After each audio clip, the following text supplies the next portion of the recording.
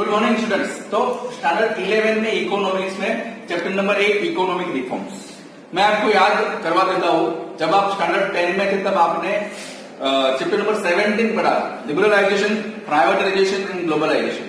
तो हमारा देश आजाद हुआ 1947। 1947 में इंडिया के जो इकोनॉमिक्स थे या जो नेता पॉलिटिशियन, उन लोगों ने सोचा कि इंडिया का अब सारा कारोबार हमारे पास आ गया है, तो हमें इंडिया को कैसे डेवलप करना है, आगे लेके जाना है, क्योंकि यहाँ पे बहुत सारी पॉवर्टी। तो उन्होंने प्लानिंग कमीशन एस्टेब्लिश किया एंड 1951 से उसने 5 ईयर प्लानिंग जैसे सिस्टम कुछ करी कि 1951 से लेकर 1956 तक हम ये 5 साल में पॉवर्टी डाउन करेंगे। इस तरह से एवरी 5 ईयर प्लान एस्टेब्लिश करा गया और हर एक 5 ईयर प्लान के गोल रखे गए, लेकिन फिर भी इतना सक्सेस मिला नहीं, राइट। तो गवर्नमेंट ने ऑलरेडी बहुत सारे रेस्ट्रिक्शन डाले हुए थे कि फॉरेन कंपनी को यहाँ पे आना है तो इंडिया के ये तरह के रूल्स एंड रेगुलेशन फॉलो करने पड़ेंगे। फॉरेन का बंदा यहाँ पे इन्वेस्ट नहीं कर सकता है, राइट। प्राइवेट सेक्टर के लोग ये वाले बिजनेस नहीं कर सकते, ये वाले बिजनेस गवर्नमेंट ही करेगी। तो ऐसे बहुत सारे रेस्ट्रिक्शंस थे। तो इंडिया में इंडस्ट्रीज का डेवलपमेंट ही नहीं हो रहा, राइट। तो 1991 में डॉक्टर मनमोहन सिंह और उसके साथ बहुत सारे टीम लोगों ने मिलकर इकोनॉमिक रिफॉर्म्स करे, जिसको एलपीजी बोला गया। एलपीजी मतलब liberalisation, privatisation and globalisation, right. तो उसमें से पहला है लिबरलाइजेशन। आपको एग्जाम में पूछ सकते हैं, give the meaning of liberalisation and explain the changes which came about with it in India. Liberalisation क्या है, राइट। तो सबसे पहले liberalisation means increase in the freedom of private enterprise, right. क्या है?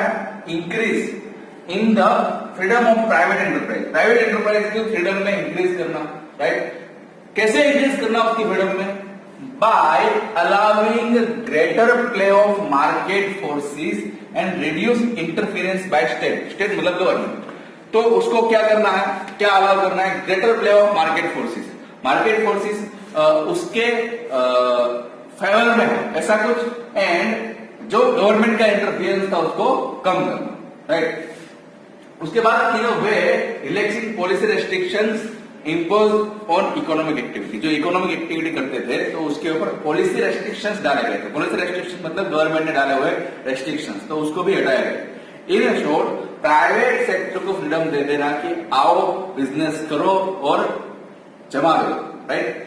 तो इस तरह से मतलब प्राइवेट सेक्टर के ऊपर जो भी रेस्ट्रिक्शंस थे उसे रिड्यूस करना, उसका मतलब लिबरलाइजेशन। आपको घर पे लिबरलाइजेशन मिले, आपको फ्रीडम मिले, इस तरह से प्राइवेट लोगों को भी, प्राइवेट इंडस्ट्रीज को भी गवर्नमेंट ने क्या दिया कि आपको लिबरलाइज किया जाता है, फ्रीडम दिया जाता है ऐसे, ओके। तो ये था लिबरलाइजेशन। या फिर ऐसा भी बोल सकते increasing the role of private sector and market oriented processes in economic planning in place of state regulated economic process in India's mixed economic system is called liberalization in Indian economy। Mixed हमारे India की system कैसी है? Economic system mixed है। हमने पढ़ा था अभी standard 10 में सोशल साइंस में, राइट। तो इसमें क्या है, अभी तक 1991 में जब ये रिफॉर्म्स हुए उससे पहले तक इंडस्ट्रीज में रोल किसका था मार्केट में? ज्यादा गवर्नमेंट का था। लेकिन अब किसका है? Increasing the role of private sector, right, and market oriented process in economic planning, right। in place of किसके जगह पे? in place of state regulated economic process in India's mixed economic system is called liberalization in Indian economy। मतलब government ने जो business संभाल के रखे थे, ये बिजनेस हम करेंगे, राइट। जो नेसेसिटी प्रोडक्शन होता है, नेसेसिटी चीजों का प्रोडक्शन, उसके ऊपर उसको घुसने नहीं देना है, राइट। टेलीकम्युनिकेशन में लोग नहीं आ सकते, प्राइवेट सेक्टर के लोग। तो ये सब रेस्ट्रिक्शंस थे जो हटा दिए गए, राइट। और प्राइवेट सेक्टर का रोल बढ़ा दिया गया इकोनॉमी में पहले प्राइवेट सेक्टर का इतना रोल था नहीं, और गवर्नमेंट का जो रोल था, तो गवर्नमेंट ने पता ही आपको क्या किया, राइट। अभी भी गवर्नमेंट अपनी क्या करती है आपको पता ही। तो इस तरह से इकोनॉमिक रिफॉर्म स्टार्ट हुआ, ओके। अब process of liberalisation. In the process of liberalisation क्या होता है? In the process of liberalisation पहले it is the gradual decline in the controls imposed by the state in economic function. Private sector के ऊपर उसको economic functioning करना था। Economic functioning मतलब ट्रांजेक्शन करने थे, परचेज, सेल्स, प्रोडक्शन, ये सब करना था। तो ये जो इकोनॉमिक फंक्शनिंग था उसके ऊपर कंट्रोल्स थे जो गवर्नमेंट ने इंपोज किए थे, वो ग्रेजुअली धीरे धीरे धीरे गवर्नमेंट ने डिक्लाइन करे, राइट। उसके बाद डिमांड एंड सप्लाई, चीजों का डिमांड एंड चीजों का सप्लाई, उसके ऊपर जो मार्केट फोर्सेस का रोल हुआ करता था, role of market forces, right, वो इंक्रीज हुआ एंड इकोनॉमिक डिसीजन मेकिंग भी increase. The role of market forces of demand supply increase in economic decision. Then after number third, जो प्राइवेट सेक्टर था उसको सिस्टमैटिकली अलाउ किया गया। क्या allow किया गया? To enter the investment areas reserve for public sector. Meaning क्या होता है reserve for public sector? Public मतलब गवर्नमेंट, राइट।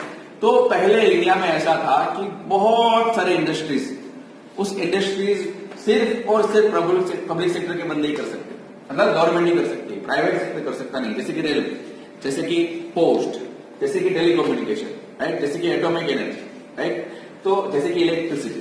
तो ये सब पब्लिक सेक्टर के लिए ये सब इंडस्ट्रीज रिजर्व, राइट। लेकिन धीरे धीरे प्राइवेट सेक्टर को अलाउ किया गया कि आप इस इंडस्ट्री में आओ और इन्वेस्टमेंट करके बिजनेस स्टार्ट करो, राइट। नंबर 4, ये सुनना कि गवर्नमेंट ने क्या करा था।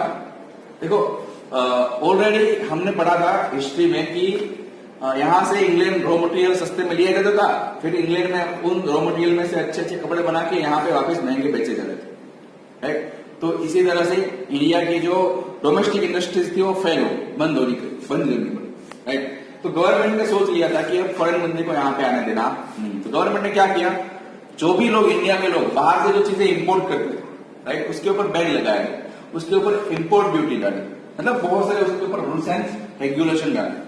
क्यों ऐसा करा? ये था हमारे इंडिया के जो लोग थे उसको प्रोटेक्शन था, डोमेस्टिक प्रोड्यूसर्स को प्रोटेक्शन था, डोमेस्टिक इंडस्ट्रीज को प्रोटेक्शन था। क्यों? बाहर की चीजें यहाँ पे आने लगेगी तो उसको कंपटीशन फेस करना पड़ेगा डोमेस्टिक बंदे को, और डोमेस्टिक बंदा कंपटीशन फेस करने के लायक था, मतलब इतना कैपेबल था नहीं। तो गवर्नमेंट ने क्या किया, फॉरेन चीजों के ऊपर जो रेस्ट्रिक्शंस थे वो सिस्टमेटिकली डिक्रीज थे। देखो, protection granted by state, protection किसने डाला था? स्टेट ने, to domestic industries against foreign company. Foreign company के सामने डोमेस्टिक इंडस्ट्रीज को जो प्रोटेक्शन गवर्नमेंट ने दिया था वो सिस्टमेटिकली रिड्यूस करा गया। इन शॉर्ट, गवर्नमेंट क्या करती थी, domestic enterprise and foreign enterprise के बीच डिस्क्रिमिनेशन करती थी, और डिस्क्रिमिनेशन धीरे धीरे स्टेट ने डाउन कर दिया। से फॉर एग्जाम्पल, ये जो मार्कर पेन थी, राइट, ये मार्कर पेन, ये मेड इन इंडिया परचेस करो तो 20 रुपए की आती थी, लेकिन बाहर से लेके आओ, राइट, मेड इन चाइना या मेड इन व्हाटएवर, तो सिर्फ 15 रुपए की मिलती। तो गवर्नमेंट क्या करती थी, इसके ऊपर ज्यादा ड्यूटी डाल के इसको भी महंगी बना देती थी, या फिर ये यहाँ पे आने के अलाउ नहीं करती थी, या फॉरेन कंपनी को आना है तो बहुत सारे रूल्स एंड रेगुलेशन फॉलो करने थे, right.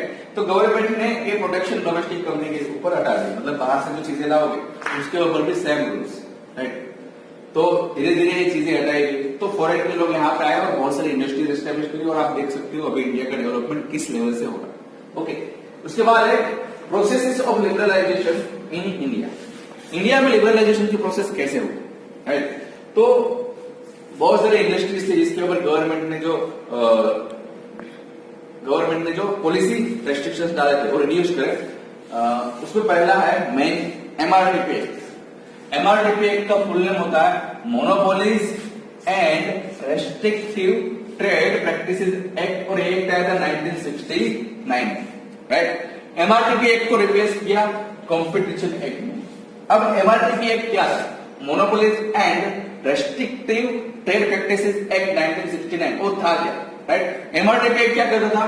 Preventing enterprise from growing very big and establishing monopolies, right. Industries बहुत ज्यादा बड़ी नहीं होनी चाहिए, अगर बहुत ज्यादा बड़ी होती तो क्या करती? मोनोपोली डाल देती। मोनोपोली किसी भी चीज के लिए अच्छा नहीं, राइट। तो एमआरटीपी एक्ट का मेन रूल है कि इंडस्ट्री को बहुत ज्यादा बड़ी होने देना नहीं। तो उसकी जगह पे गवर्नमेंट ने डाला कंपटीशन एक्ट 2002। उसमें क्या था? Competition act replaced MRTP act and उसका मेन एम क्या था? Reducing unhealthy competition among enterprise, right? Enterprise के बीच अनहेल्दी कंपटीशन होता था। अनहेल्दी कंपटीशन मतलब एक कंपनी से दूसरी कंपनी को आगे ले जाने के लिए वो कंपनी कस्टमर की हेल्थ के साथ, लोगों की हेल्थ के साथ या कोई भी कुछ भी गलत काम कर रहा था तो उसे रोकना, राइट? तो एमआरटीपी एक्ट मिटा के उसकी जगह पे गवर्नमेंट ने कॉम्पिटिशन एक्ट डाला, राइट? उसके बाद है नंबर 2 फेरा। फेरा की जगह पे गवर्नमेंट ने लाया फेम। फेरा आया था 1973 में और फेरा का फुल नेम है foreign exchange regulatory act. Foreign में जो एक्सचेंज होता था उसको रेगुलेशन करने वाला एक्ट। और रेगुलेशन की जगह पे गवर्नमेंट ने डाल दिया शब्द वर्ड एम यानी कि management, foreign exchange management act. फेरा में क्या था? फेरा 1973 में आया था। क्या था? फेरा regulating foreign exchange earnings and transactions of enterprises. जो फॉरेन ट्रांजैक्शंस करती थी ऐसे एंटरप्राइज के ऊपर गवर्नमेंट ने क्या डाल दिया? रेगुलेशन डाल दिया। लेकिन 1999 में फेमा आया। फेमा भी क्या करती थी? फेमा मैनेजिंग, रेगुलेटिंग नहीं but managing foreign exchange earnings and transactions of enterprises instead of regulating. Regulating करने की जगह पर उसको गवर्नमेंट क्या करने लगी? मैनेज करने लगी, राइट?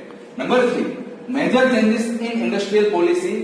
मतलब इंडस्ट्रियल पॉलिसी में बहुत बड़ा चेंजेस किया है गवर्नमेंट ने। क्या किया? Opening up private sector areas which are reserve for investment only for the private sector, right? Private sector के लिए बहुत सारी इंडस्ट्रीज रिजर्व थी, सॉरी पब्लिक यानी गवर्नमेंट के लिए बहुत सारी इंडस्ट्रीज रिजर्व थी कि एक इंडस्ट्री सिर्फ और सिर्फ गवर्नमेंट ही एस्टेब्लिश कर सकती, राइट? रिजर्व थी, रिजर्व, राइट? कि कॉलेज नहीं होता है सीट पे ये लोग ही एडमिशन ले सकते, राइट? तो गवर्नमेंट ने क्या किया कि अब सिर्फ हमें 3 दे दो। कौन सी? Atomic energy, right?